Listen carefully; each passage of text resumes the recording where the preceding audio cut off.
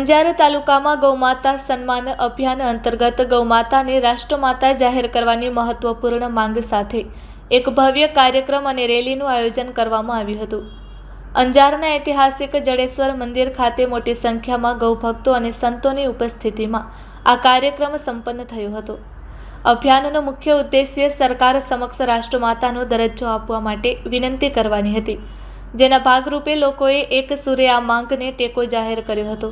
આ પ્રસંગે અંજાર સચ્ચિદાનંદ મંદિરના મહંત ત્રિકમદાસજી મહારાજ, રત્નાલ મંદિરના ભગવાનદાસજી મહારાજ તેમજ સ્વામિનારાયણ મંદિરના સંતો અને જૈન સંતો વિશેષ રૂપથી ઉપસ્થિત રહ્યા હતા।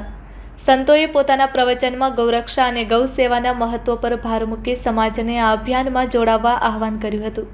જડેશ્વર મંદિરથી શરૂ થયેલી આ રેલીમાં ભક્તિમય વાતાવરણ જોવા મળ્યું હતું।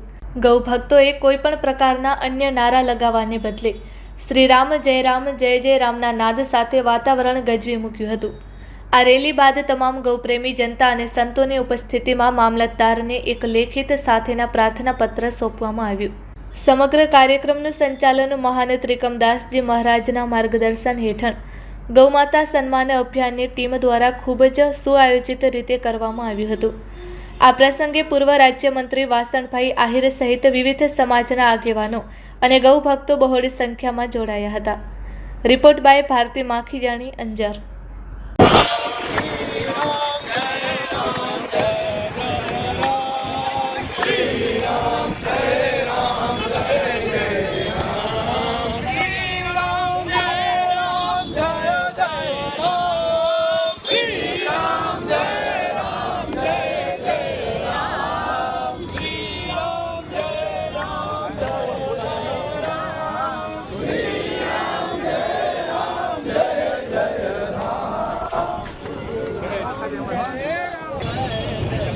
Gracias.